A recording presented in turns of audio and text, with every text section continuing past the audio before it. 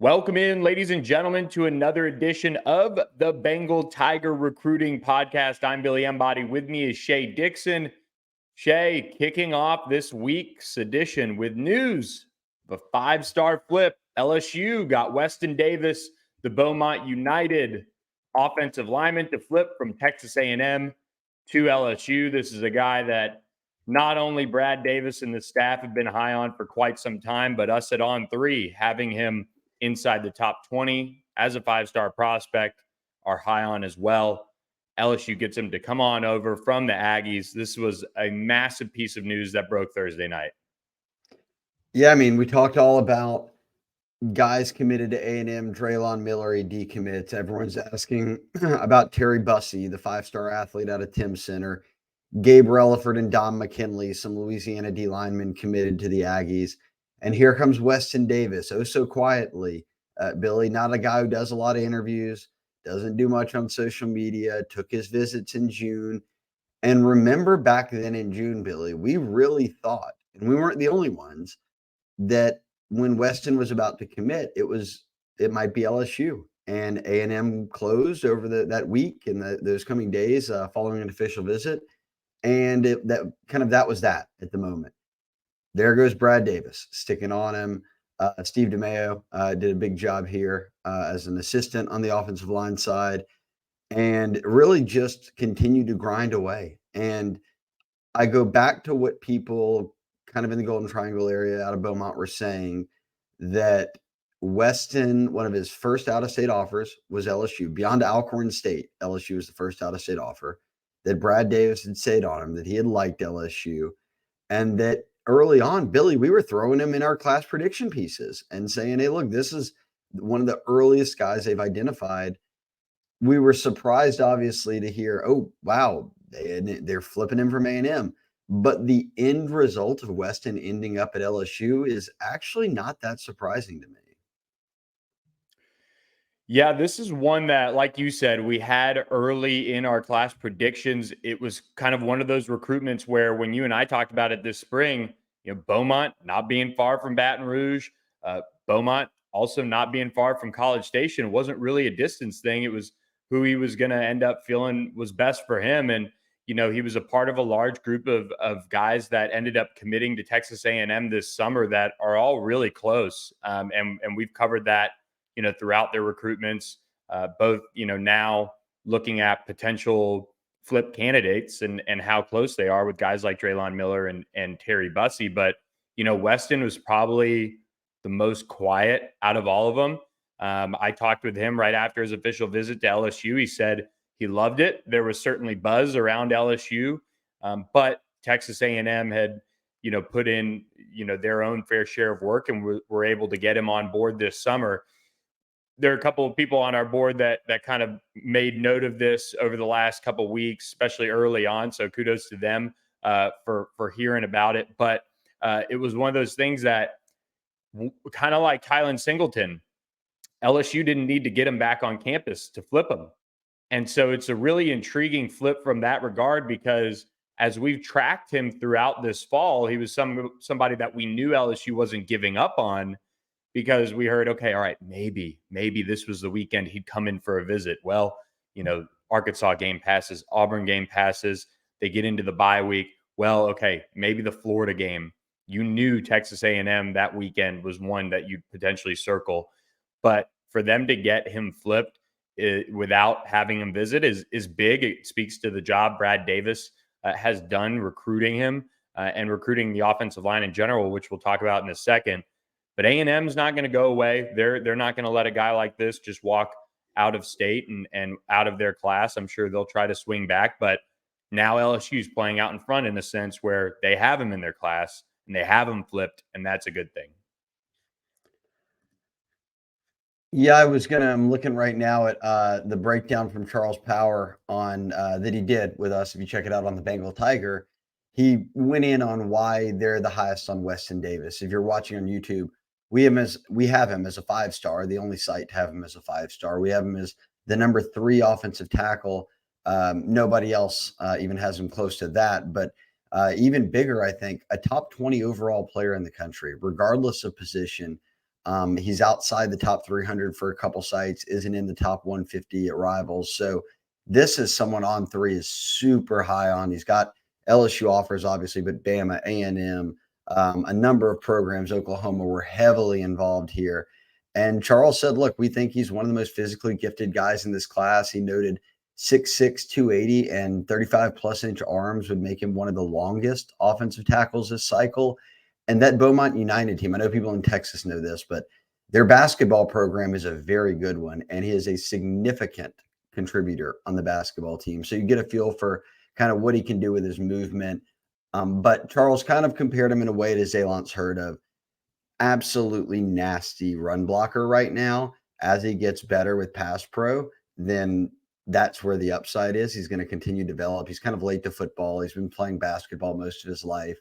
But Charles also pointed out, and something we should say, which I think is a nice segue into what Brad Davis and the staff have done, 3 straight years they will have signed a 5-star offensive tackle once Weston Davis signs with LSU.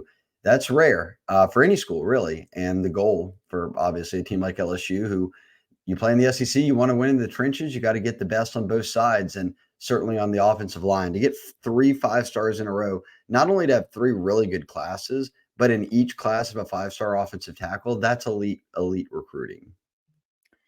Yeah, and I think Brad Davis deserves a lot of credit, because one thing we've talked a ton about with Brad Davis and the job that he does year in, year out is he casts a wide net. He goes with guys that they're on early, that they feel really good from an eval perspective. They've got Ori Williams, they've got Ethan Callaway, Weston Davis now in this class, Kyrie Lee in-state, Joe Cryer in-state, guys that kind of were offered even a little bit later than those guys.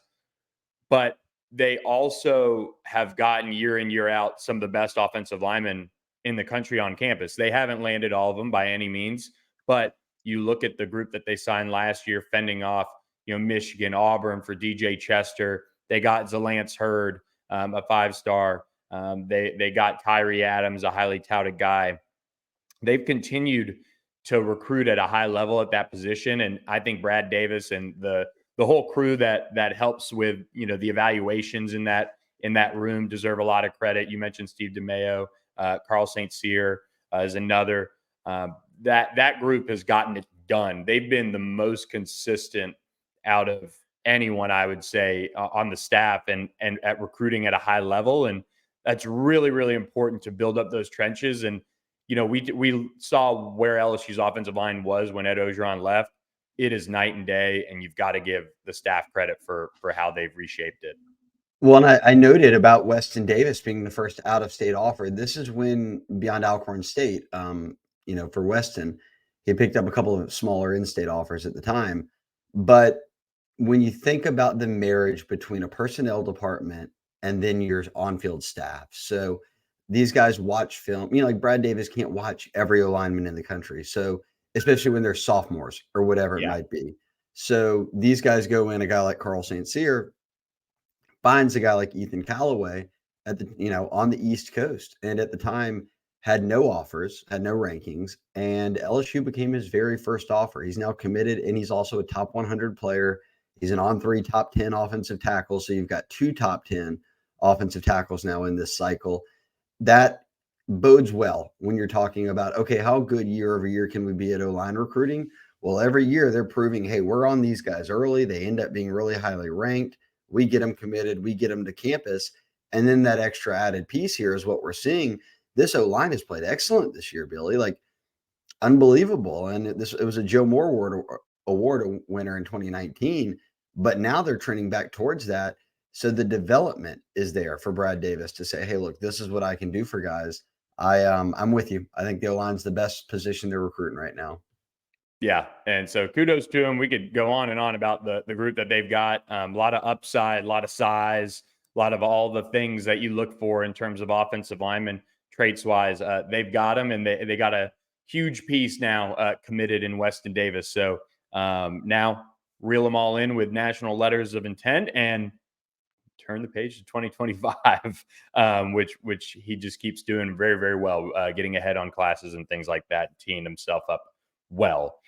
Shea, LSU went into the Lone Star State, and one of the things the Lone Star State is known for are their boots. And that's why we've got to segue into Perkins Row's Tecovas Store in Baton Rouge. I know it's in Louisiana, but Tecovas, producing the highest quality that you can find when it comes to cowboy boots right now. And whether it's your leather belts, your bags, they've got incredible duffel bags and wallets and things like that, as well as just shirts, jeans, polos, all of those things. It's the time is now as it's starting to cool down a little bit and get into that Tecovas store in Baton Rouge at Perkins Row. Tell them the guys from the Bengal Tiger sent you. Grab yourself a new pair of boots or whatever leather item you want to check out there at Tecovas, because you can get a complimentary beer or beverage, get your boots shined, do whatever, pick out your next pair of Tecovas boots at the Perkins Row store. I actually went by Perkins Row already today around lunchtime, rolled in. It is much bigger than it even looks online. Great folks over there. So continue to go check them out. And I will note, Billy, it's 55 degrees in Baton Rouge right now. That's like boot weather. That's flannel jacket weather. That's pants weather. They have it all. I'm telling you, the store was way bigger than I anticipated. So shout out to everyone here at the Baton Rouge Tecovas Store. They've got a very nice setup over there. So yeah, if you're out checking out anything at the movies or eating out in Perkins Row, hitting Barnes and Noble, whatever you're doing, swing over. It is a very, very cool store. Yeah, it's in the high 40s, low 50s here as well. So certainly time to get those boots and break them out. Shea, we move on to quarterbacks, and LSU does have their 2024 commit, Colin Hurley, who just won a district championship, probably had his best game of the year against Providence. They won 40-9 to win another district championship. They'll now get ready to make their push for a state championship. Mike Denbrock was there on Thursday to check in on Colin, but I believe he completed 20 of 24 passes off the top of my head and was able to really raise that completion percentage that you wanted to see. That was something that, during this year we talked about wanting to see improvements. But yeah, 20 of 24, 287 yards and 3 touchdowns as Trinity rolled to a district championship. So a little bit of good luck brought to Colin Hurley from Mike Denbrock there. Big time. And Denbrock got to go watch him practice. And as you noted, they've had their quarterback now committed for, in fact, he committed in early November of a year ago. So we're probably coming up on the 1-year mark of Hurley being committed.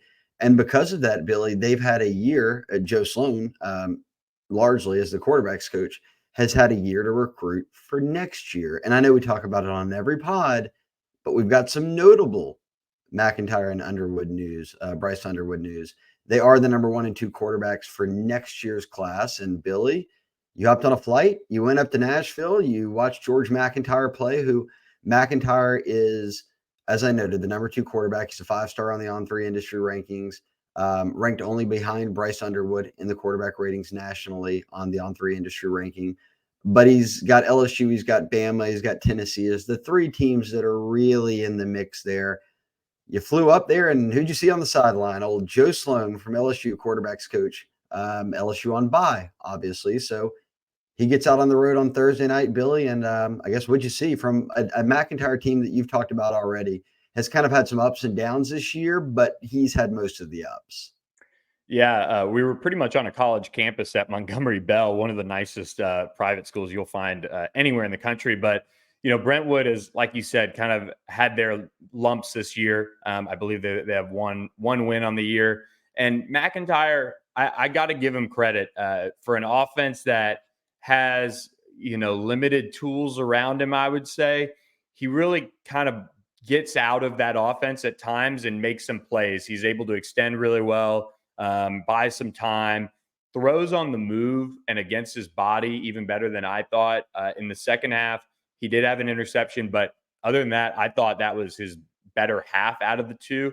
Now, Shea, you and I were texting, and as the Weston Davis news broke, this is a game where George McIntyre had 6 total drives.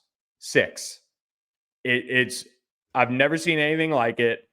Montgomery Bell was able to turn on the chew clock on NCAA 14 and just snap it with 1-2 seconds left each time, and because of that, Brentwood Academy had to play a little ball control too. This wasn't up tempo by any means. I think the game was over in 2 hours and 15 minutes. But I came away impressed. He's a long, tall, skinny quarterback, but he's got some really nice natural whip to his arm for having that long body. He gets it out pretty quick. Yeah, go if you're not watching this on YouTube, if you're listening, Billy's got all of the video he took from the game. He looks really good, Billy, and you can tell he's a basketball player, not former, plays basketball as well. Obviously, he's what, 6'5"? How tall is he? 6'6"? Yeah, pushing that. Pushing it. Well, he's a big kid, as you said, but he moves so well and throws it on the run really well. And there were some incompletions in there where still you were like, a college receiver catches that easily when he's making some of these throws. So someone's walking away in a good spot. I think it's going to be LSU, Bama, or Tennessee. I'm not sure. But clearly they've had a year plus to work on McIntyre. He already saw LSU beat Bama in Tiger Stadium last year. He was back again for a game this year. I'm curious. I bet he'll be at the LSU Bama game this weekend. So LSU remains firmly in the mix, but he does not have a decision date set, and he wants to wait until later in his junior year, not even season, just year. Meanwhile, another guy does have a decision date set. Number one player in the country and the number one quarterback, Bryce Underwood. We talk about him every podcast, probably, Billy. But when Joe Sloan left you went back to Duncanville to watch a rain out, I guess, or a pretty rainy one. And Joe Sloan hopped on a plane and flew up to Michigan to watch Bryce Underwood. They opened the playoffs. They got a big win. Underwood looked unbelievable. But I think the most notable news of the week is that we knew January 6th was the date. Now it's been confirmed that is certainly when it's going to happen. Yeah, and I think one more note on McIntyre now, as we segued into Bryce Underwood's decision date, you could pretty much put, I think, George McIntyre kind of on that commitment watch for wherever he's going to go once Bryce Underwood's decision is done. And who knows when exactly. George has been pretty quiet in terms of, he's not tweeting anything really. He's not, drumming anything up this fall as he's taking game visits. But just getting a feel around some people around that program, I would say he could be up next when it comes to decisions right after Bryce Underwood. And yeah, Bryce Underwood is sticking to that commitment date, and LSU and Michigan are battling it out. And at this point, with him in the playoffs now, you kind of look at his schedule, and it's going to be kind of hard for him to make any more game day visits. Even the state championship game for Michigan, I believe I was talking with EJ Holland, who is on our Michigan site, who's there as well. That state championship game is Sunday after Thanksgiving, which is when Ohio State, Michigan is, which would kind of be the only game he could really go to. And do you go the night before a state championship game to a college visit? Probably not. No, more likely a December visit. Yeah. So we'll see kind of what happens with him if he makes his way back to some college campuses for some more visits. But yeah, this one is trending towards that LSU Michigan battle. And, I think Michigan was there watching him too. Michigan was watching George McIntyre as well. Alabama was watching George McIntyre too. But the sense around LSU Michigan is, LSU is well positioned, and there's a lot going on with Michigan right now.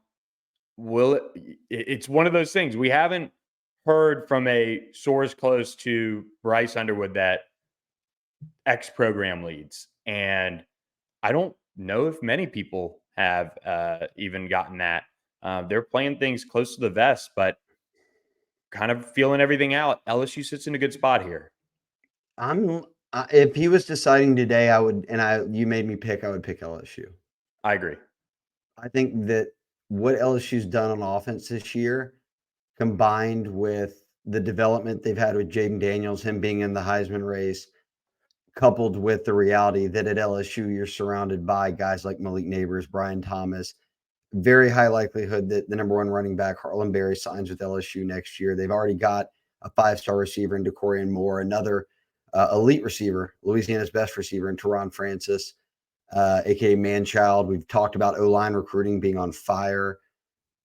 I would lean LSU right now. I really would. And yes, the Michigan stuff sort of plays into it. And look, Michigan's undefeated. Michigan could go on and win a national championship. JJ McCarthy has better odds right now to win the Heisman than Jaden Daniels does. Like, I know I see all those things, but LSU's got the number one offense in college football. I think that's intriguing to them. And I also think I'll always go back to what in the very beginning, one of the first interviews he did, we've talked about this with EJ Holland up at the Michigan site. And he said, I want to play in the SEC. That's kind of what my goal is. And obviously when, the dust settles, he's going to look beyond the SEC, and Michigan is obviously could win out here and may win out. But he never warmed up to any SEC team except LSU. And LSU now, after being the only team that got warmed up to, has the best offense in football, has the best quarterback in football, has a staff that's certainly very stable right now in year two. I'm not putting a pick in, but if you made me pick today, I would lean LSU. I would.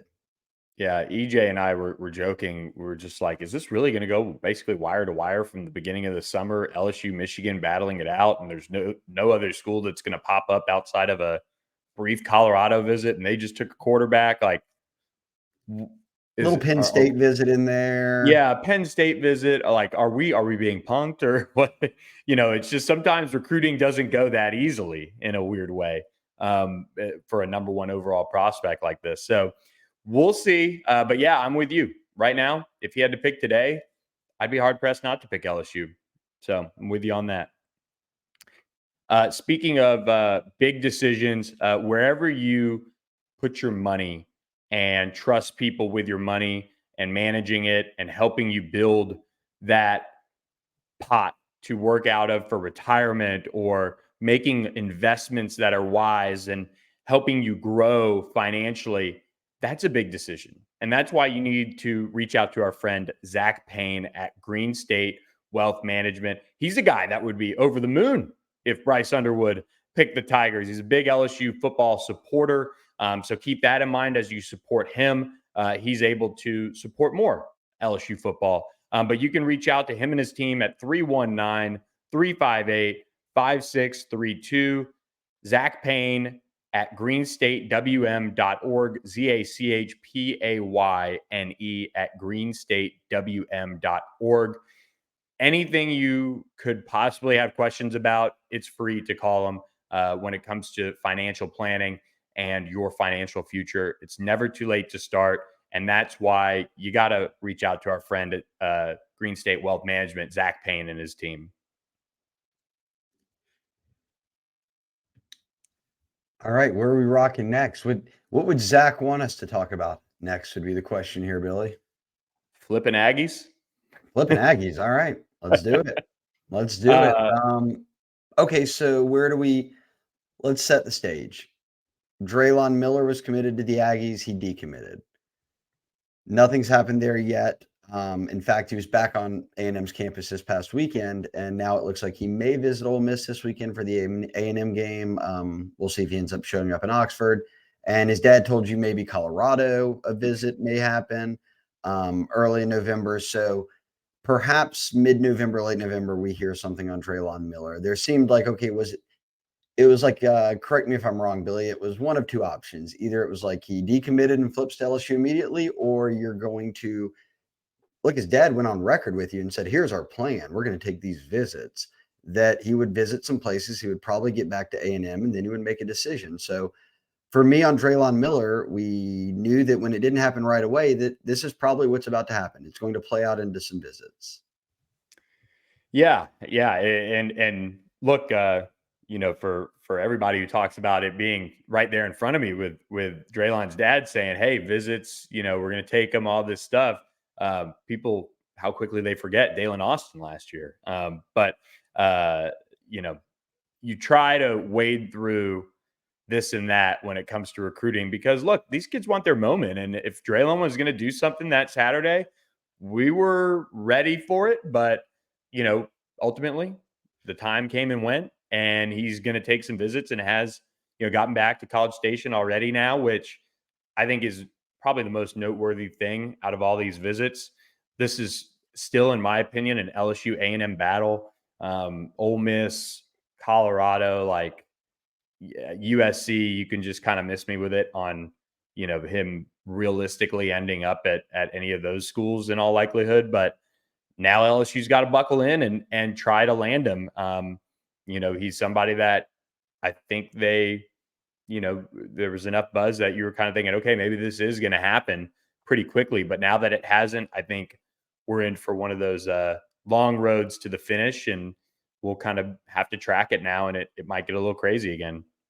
Yeah, I think still people would say if he was picking today, maybe it'd be LSU. I'm not certain. I think that here's what I like. If you're not ready to commit that Saturday, don't. Don't decommit from A&M, commit to LSU, and then pop back up on A&M's campus that next weekend. That just provides for all the drama then. Yeah. Take your time with it. Go through it. I think his dad and him got that part figured out. We'll see ultimately where this falls. LSU already has 3 receivers committed. Draylon really is the guy that they're on at this point.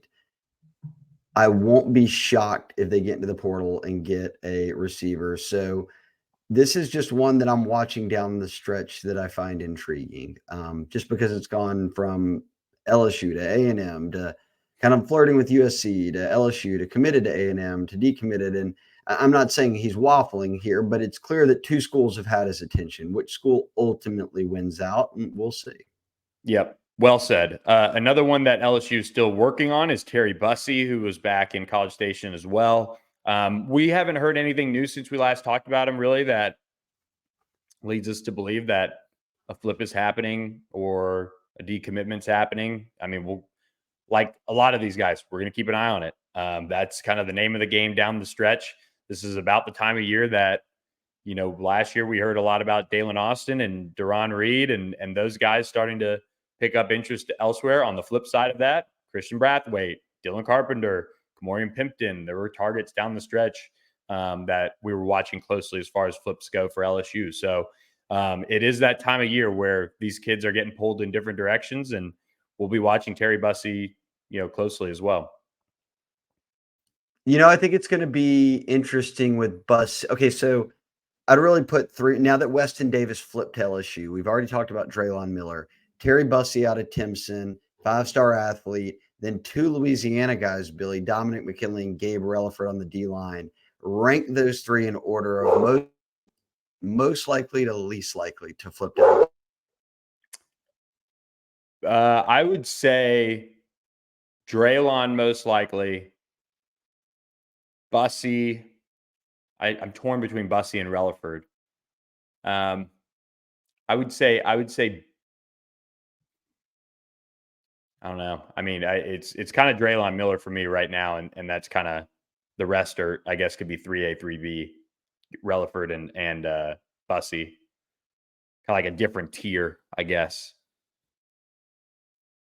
Does that make sense?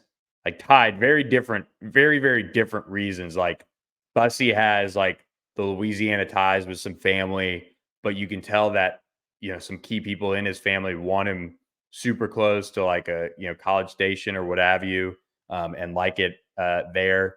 But on the flip side, you've got Relaford, who has that Louisiana, native piece, and he was obviously excited about the LSU offer, but at the same token, his folks didn't come down with him for that game, and I think that's certainly noteworthy when he made that second game day visit that they weren't with him. So kind of tough to pick between those 2. I'll go Relaford, Bussey, McKinley. Oh, okay. I see. Yeah, Most I definitely likely think to least McKinley's likely. last. Like I think McKinley. I saw something about Texas, being an option for a visit. I just think he just quietly just ends up signing with the Aggies. Yeah, McKinley's down that list for me too. So yeah, I guess I I'll go ranked all Relaford. 4. I'll go Relaford most likely. I'm intrigued by Bussey. I just don't know what to think there about how real a flip could really be. I agree. Yeah, I mean, that And they've already used their official. Relaford still has an official to LSU, which he said he is taking. yeah, it's we'll see if he makes it back. If he makes it back with the fam, we'll be finding out, right down to the finish line whether he, you know, flips or doesn't. I mean, that I just need to see the family like come back. Obviously, like I think Right. You've got that's in-home key. visits. I'm Yep. higher on the percentage chance than you maybe. Yeah. Yeah. I would. Yeah. I guess I Yes, I probably would say that. I probably have a little bit higher chance on Bussy than you, maybe. So maybe we even each Okay, other that's out. fair. That's fair. Maybe. Yeah, Yeah. no, that's cool. We'll do I'll roll a little higher on Relaford, you roll a little higher on Bussy. There we go. But hey, they'll take either or both. Yeah. Yeah. Two really, really good prospects that Zack Payne would be excited about, no doubt. Shea, let's touch on a guy that LSU is watching closely. They visited him last week during the bye week. That's Kai Bates, 4-star cornerback who's been committed since this summer. Very quiet young man. This is going to be an interesting one. I mean, he was at A&M this past weekend too for a visit. Yeah, that's true. I don't expect him to end up at Florida. Florida's not really recruiting him. I don't think he ends up at FSU. They don't seem to have turned up the heat there since he initially picked LSU. So it would be Tennessee or maybe a team like A&M coming in late. I know this. As senior season evals go on and you get to see these guys at their right before they head off to college. LSU pushed for Woodland and Causey because they really, really liked them. And they think they are high upside guys that can be developed. Jawan Johnson's a guy I love. Obviously, they've had Wallace Foster committed, one of the first commits they had. And then there's Bates out there. I'm at this point right now, Billy, and I think we're on the same page too, where from talking to sources that if Bates doesn't end up at LSU, I don't think that sources like the LSU that wouldn't kill their class. I know people think, oh, they need every corner. No, they need corners. Yes, you need to bring them in, develop them. But we saw it with Andre Evans. You lose one, you replace him with two others that you actually really liked a good bit. So I'm not saying that Kai Bates won't be a good player in college. I'm not saying he may not sign with LSU. I'm just saying if he does not commit to LSU, they will either offer another high school guy or they will get a guy out of the portal or they will stick with the four they've got. I wouldn't be surprised if they offered another high school player as more and more guys emerge as seniors. But this one's still fluid to me. If I were to bet, I bet Kai Bates does not end up at LSU. And I think most rational LSU fans would be like, okay, then I'd believe it. There's been buzz around that going for like a month now. Yeah, I'm with you. They need corners. I love Bates's size. Like that was honestly like something that I learned a little bit. Always trying to learn about Dwight, our buddy Dwight Nudie McLaughlin. Is that type of size is like important. And even you saw Mekhi Garner last year being a big corner, just be able to do well enough because of that. And that's where I like Kai Bates. He has a long way to go. There are still very much holes in his game. If I'm LSU, I would keep going on him and see how the cards fall. But I'm with you where they're not like they're just going to keep recruiting corners and keep Yeah, figuring it out. exactly. And That's my point. yeah, and they're always evaluating players, and we've seen that. That's something they do really well is they keep evaluating players. Like, yeah, people want to bring up like what happened with Gabe Relaford or whatever, but like that's an outlier. They have done, for the most part, a good job evaluating guys as senior years unfold. And for example, we saw a parting of ways, mutual parting of ways with JoJo Stone, and he's going to find a good spot for him. And that was something where the evaluation process kept going, and they are doing the same. And it's really just going to be an interesting line to walk because they need to bring in corners. So if he signs with them, great. If he doesn't, they're going to go after others that they've been working on, and they're going to feel good about those because those are guys that, because look, if you're at this stage and you are trying to sign a high school player who's uncommitted, you feel really good about that player because you're a month and a week a month and a week away from the portal opening. Like colleges across the country know some of the buzz around who might enter the portal and where they could help themselves. So if you're going to go offer a high school player right now, you really like that player. So if LSU does that, I absolutely trust that eval. Yeah, well, this is where you just trust the staff too. If Kai Bates signs the LSU, great. If he doesn't, did they hit right on Woodland and Causey? Were those good offers? Were those good evals as seniors to go out and get them? And look, I'll say this: you can put on those guys who put out midseason film. They're having very good years. They cover well. They tackle really well. So what do the rankings look like in the end? I don't know. I know there's a disparity between guys like Andre Evans and Kai Bates versus guys like Woodland and Causey right now. I'd say, does that look the same in the end? Or just the cornerback position is a tough one to eval. And if guys start to develop, they could end up outplaying their ranking. It happens all the time at that position. So I'm curious to see how it unfolds. And I'm totally with you. If they get him and they keep him out of Florida with other teams on him and him making visits, great. If not, I trust this staff would just keep going out and recruiting corners, knowing we've got to take as many high school guys as we like, stack them up, and develop them. No doubt. And once this whole recruiting process is over, the staff. Last thing I will say, because if anyone's thinking I'm trying to say like, oh, I don't think Kai's any good. No, it's not that at all. If you are going to, like, for me, the additions of Woodland and Causey make me worry a lot less about what Kai Bates is going to do. If that makes sense. Like, if they didn't have those guys, I'd be like, they don't have anybody else. They got to keep him. Now that they have two guys committed firmly who they feel good about, it makes it a lot less impactful if you lose a guy like that.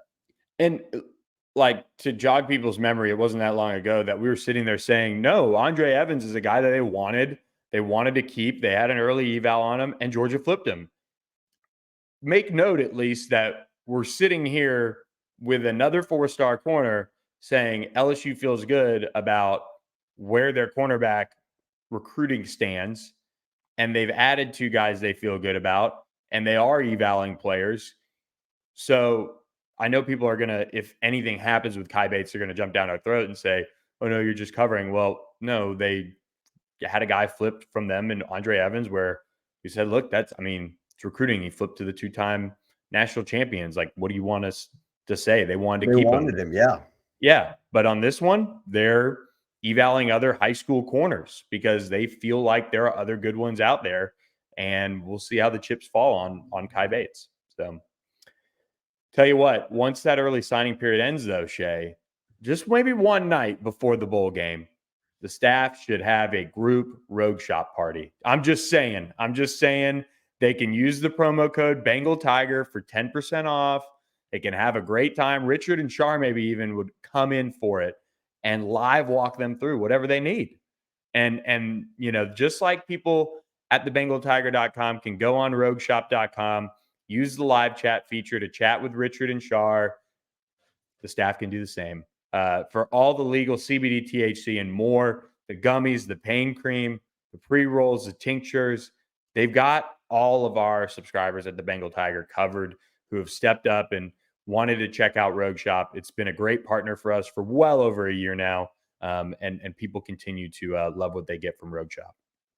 Yep, for the 3rd week in a row, still been sleeping on the gummies every night, soundly. 6:30 alarm hits, I'm up, I'm out, at them, fresh. I'm telling you, that is the go-to. If you get on there, just ask Shar.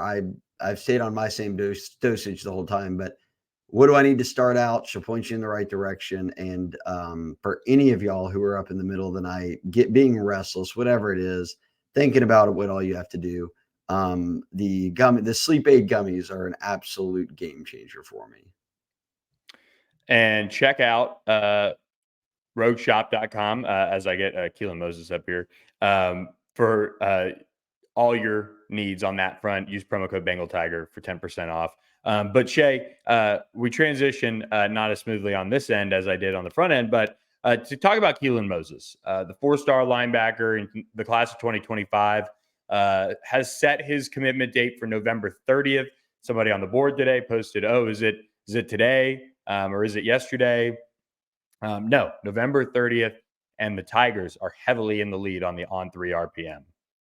Yeah, I think Cobble at BRZ told me, he's like, yeah, I mean, I was about to go over to U High yesterday and then realized it was actually November 30th. I was like, does nobody, everyone reads just dates. They don't read months. It's a month away, guys. Yes, Keelen Moses locked in, the younger brother of Dylan Moses, who obviously went to Bama after playing at U High in the IMG Academy.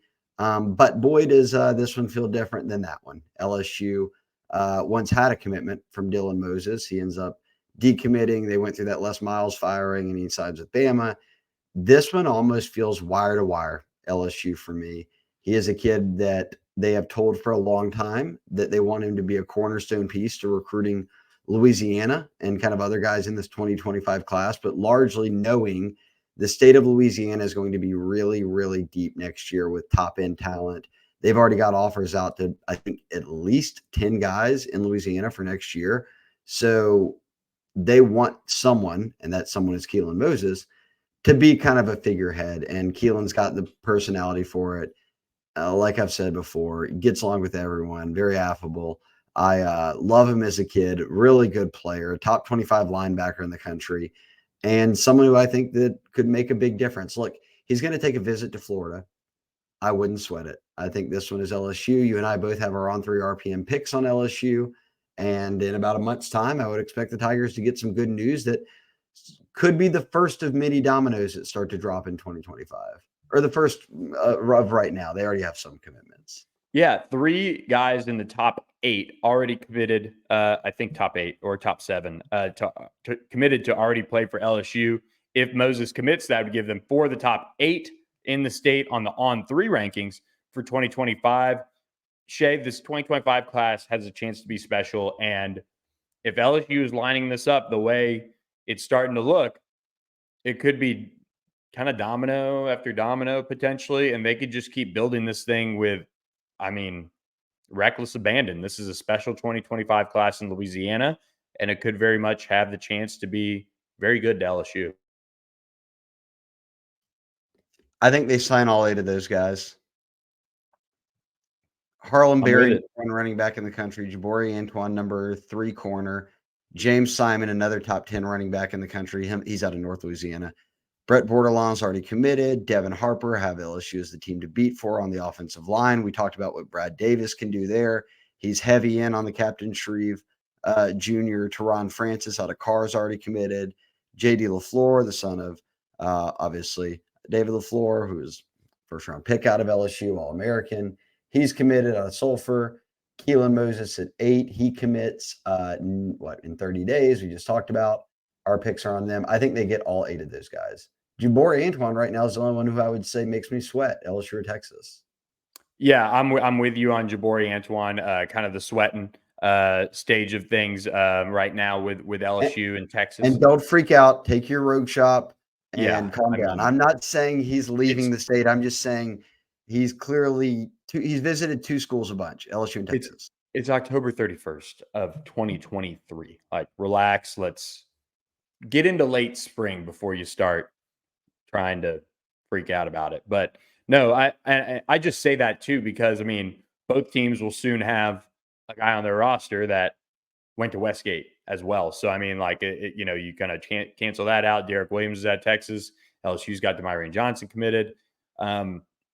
He's just a guy that I mean I saw him in person and he plays quarterback. He got hurt unfortunately, so he's out for the rest of the year. But watching him like trigger to the ball, it's special. I mean, he is a really, really, really good athlete that, I mean, he's special. So LSU's got him on campus a bunch, far more than we've been able to track. I think he's quietly been over there a couple times. So he's going to get recruited though, like a 5-star should. So LSU's got to buckle down and get him. I'm with you, Shea. I think the top 8 guys have a very, very, very good shot of being Tigers, and we'll see how it goes. Another thing too, they offered Corey Adams last week out of Carr, and he's a good-looking prospect who could end up being up in that range too. So who knows? Oh yeah, those 25 rankings are so far from over to know what the top 10 might look like, but I do think LSU is setting up very well for next year in Louisiana. Yep. Very good. Very good. Well, all right. Well, anything else, Shay? No, that was it. I wrote the rundown today, and that's everything I wrote. Boom. Good stuff. Well, We're done. guys, thanks for listening to this edition. This week, check out thebengaltiger.com, 50% off annual subscriptions to our website. Jump on board for Bama Week, lots of coverage, and that gets you covered all the way through next year. So early signing period, February signing period, transfer portal, all the visits that are to come, including all next summer. Jump on board, join us. We've had a bunch of people jump on board already. It's a great offer, so check it out. It's about $4.58 a month. It's crazy. So with that, guys, shutting down this edition of the Bengal Tiger Recruiting Podcast. Thanks for listening. We will catch you next week with another edition. Enjoy the rest of the week, guys.